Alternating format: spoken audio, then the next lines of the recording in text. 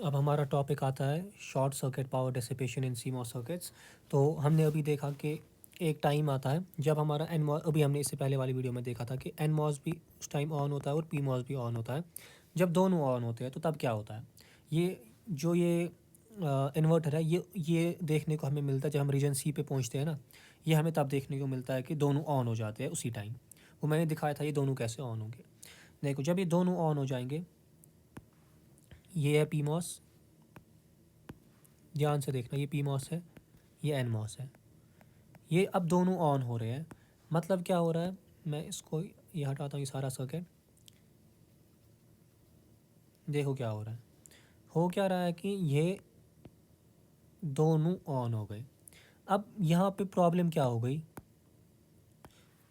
लगाओ दो। अब सर्किट मेरे पास ये बचा है, तो बोलो प्रॉब्लम, इस सर्किट में प्रॉब्लम क्या है।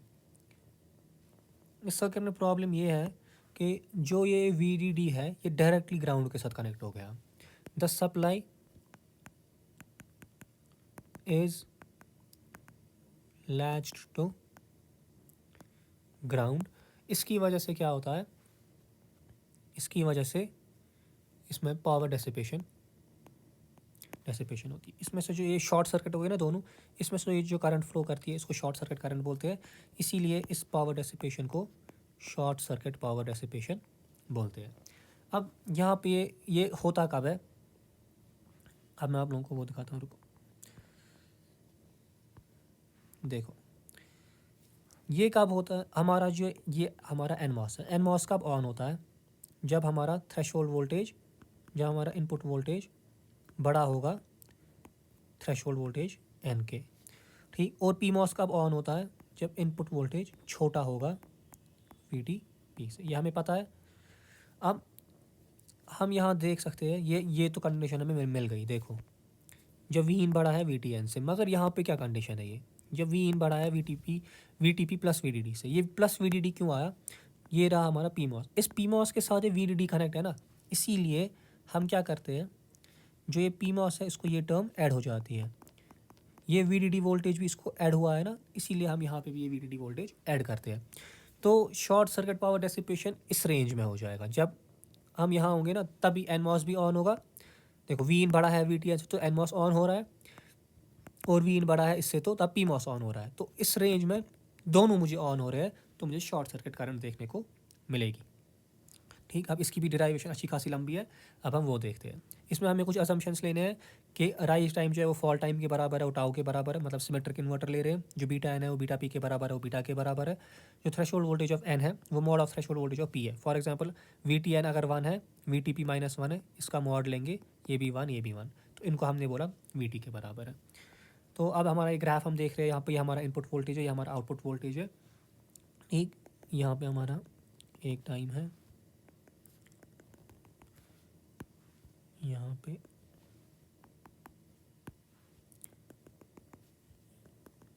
ये एक टाइम है, ये T1 है, ये T2 है, ये T3 है, ये T4 है, ये T5 है, ये T6 है।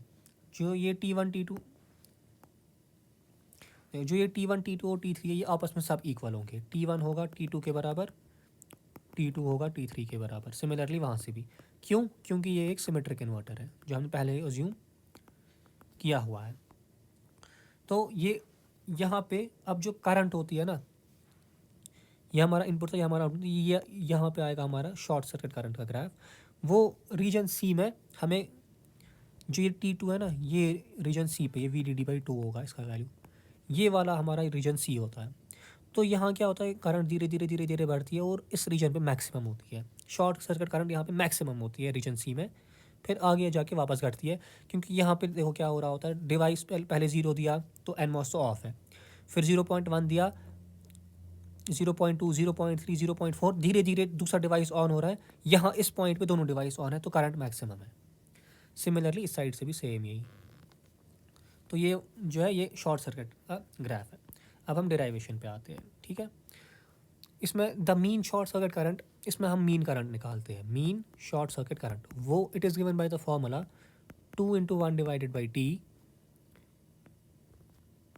Integration from T1 to T2 I of T into D T plus integration of from T2 to T3 I of T into D T. ठीक, ये इसकी फॉर्मूला है। अब हमें पता है जो रीजन सी है, ये शॉर्ट सर्किट करंट हमें रीजन सी में मिल रही है। जो रीजन सी है उसमें जब हम एनालिसिस की थी वो आया था दोनों सैचुरेशन रीजन में। हमने रीजन ए और बी की थी, फिर मैंने कहा था सी डी और ई की आप लोग खुद करेंगे। जब आप करेंगे उसमें जो डिवाइस है वो दोनों सैचुरेशन में आएंगे। और सैचुरेशन में करंट की वैल्यू क्या होती है सैचुरेशन रीजन में? Beta divided by 2 we G S minus V T का स्क्वायर। अब यहाँ पे जो वी जी एस है वही वी इन होता है, तो ये करंट की इक्वेशन होगी। ठीक है, समझ गए? अब जो ये T1 है और ये T2 है, ये आपस में इक्वल है। फिर T2 और T3 ये भी आपस में इक्वल है। इसका मतलब क्या हुआ? अगर T1 T2 के बराबर है, T2 T3 के बराबर है, मतलब T1 is equal to T2 is equal to T3, मतलब इन दोनों की लिमिट सेम है। तो इसको मैं कैसे लिख सकता हूँ फिर? आई मीन आएगा बराबर 2 times into 1 divided by T.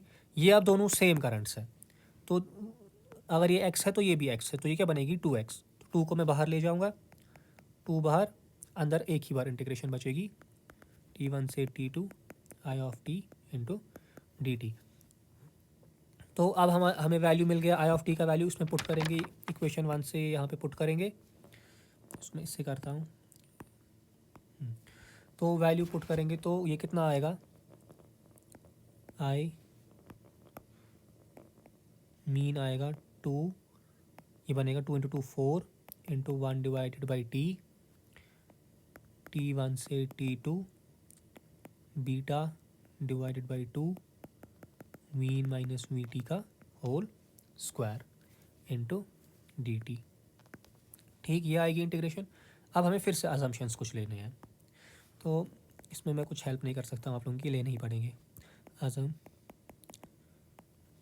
सबसे पहला आप अजम्पशन लेना है, जो वी इन है वो V D D into T divided by tau के बराबर है। जो T1 है वो tau divided by V D D into threshold voltage के बराबर है। और जो T2 है वो टाउ डिवाइडेड बाई 2 के बराबर है। ठीक है, तो अब ये वैल्यूज सारे जो आए 1 2 एंड 3, देखो वी इन है यहाँ पे, T1 है यहाँ पे, T2 है यहाँ पे, इन तीन के वैल्यूज अब हमें पुट करने हैं ये। ठीक, तो आई मीन किसके बराबर आएगा? 4, यहाँ से बीटा है ना, ये 2 निकलेगा पहले बाहर, 4 इंटू 1 डिवाइडेड बाई 2, ये पूरा बीटा बाई 2 ही बाहर निकलेगा क्योंकि कांस्टेंट है बीटा बाई 2, तो इसको मैंने बाहर निकाला। अंदर क्या बच गया? इंटीग्रेशन T1 की जगह क्या लिखना है मुझे? Tau into V D D divide by V T, tau divided by V D D into V T. T2 की जगह लिखना है टाउ डिवाइडेड बाई 2। ठीक, वी इन की जगह लिखना है V D D into T divided by tau. ठीक, माइनस वी टी इसका होल स्क्वायर है इंटू डी टी है। ठीक, अब हम करेंगे substitution.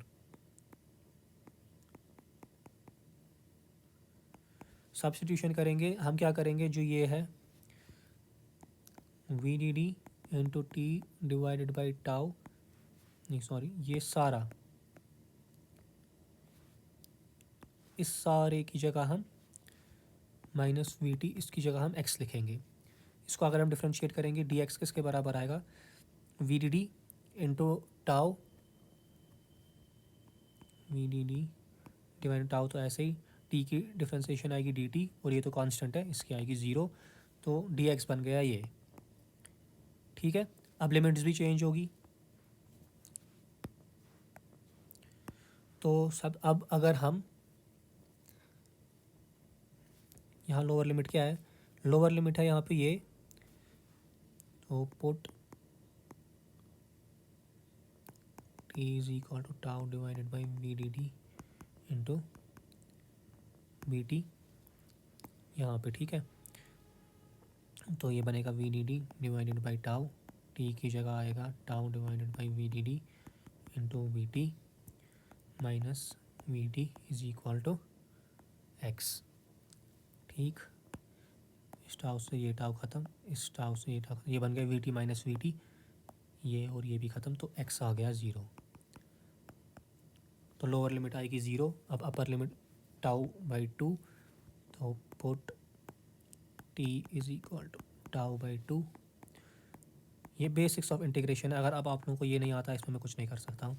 We D T by tau into tau by 2 minus V T is equal to X. Tau से tau cut गया तो एक्स आ गया V D T by 2 minus V T. तो ये मेरी लोअर लिमिट है, ये मेरी अपर लिमिट है। ठीक है, तो आप ये लोअर लिमिट और अपर लिमिट हम ऊपर पुट करेंगे।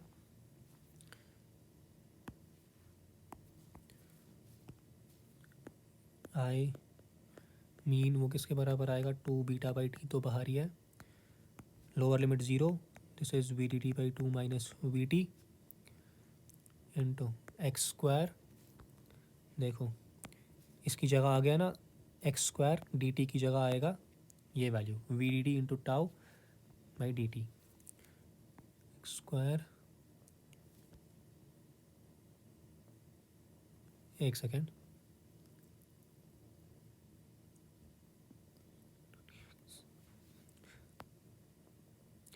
सॉरी, ये तो यहाँ से हमें अभी डी टी का वैल्यू निकालना है ना। एक सेकेंड, ये आ गया V D D divide by tau into D T. तो डी टी किसके बराबर आएगा, ये टाउ जाएगा वहाँ, टाउ, ये वी डी डी जाएगा नीचे divide by V D D into D X. अब हमें डी टी मिल गया, ये डी टी हम पुट करेंगे यहाँ, tau divided by V D D into D X. अब ये tau divided by V D D भी कॉन्स्टेंट है, ये निकलेगा बाहर, 2 beta by T into tau divided by V D D. X square की इंटीग्रेशन क्या होती है, एक्स क्यूब डिवाइडेड बाई 3, 0 से V D D by 2 minus V T. बस ये लास्ट स्टेप पे हम पहुंच गए लगभग। तो ये 3 भी निकलेगा बाहर, 2 beta by T into tau divided by V D D into 1 divided by 3। अब एक्स क्यूब, अब upper limit is V D D minus V D D by 2 minus V T का क्यूब माइनस 0 का cube. तो ये बनेगा 2 beta by T into tau divided by V D D into 1 by 3। अब ये cube से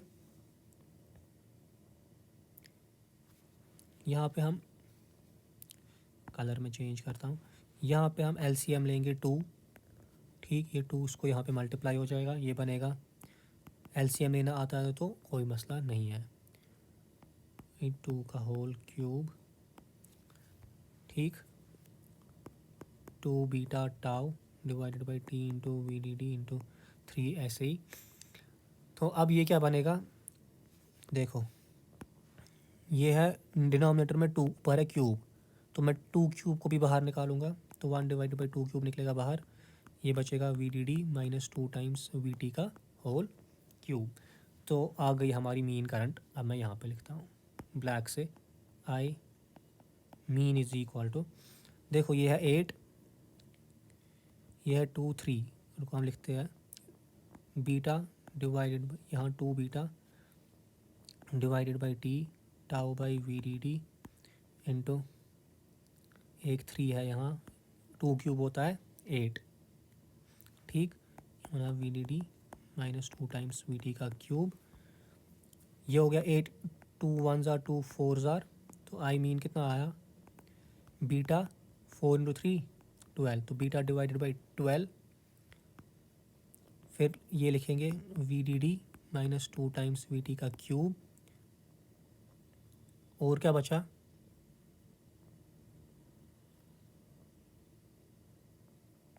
tau by T into V D D. ये आ गया हमारा मीन करंट। ठीक, अब मगर हमें मीन करंट नहीं चाहिए, हमें क्या चाहिए, short circuit current, sorry short circuit power, short circuit. वो कितना होगा, वोल्टेज इंटू आई मीन, तो वो होगा V D D into I mean is beta divided by 12 into V D D minus 2 times V T का cube to tau divided by T into V D D. अब इस we D D से ये we D D कटेगा, तो finally answer हमारा जो आ रहा है पी शॉर्ट सर्किट आ रहा है beta divided by 12 VDD minus 2 times VT का whole cube into tau divided by T. So this is our final answer. This is the short circuit power dissipation in CMOS circuits.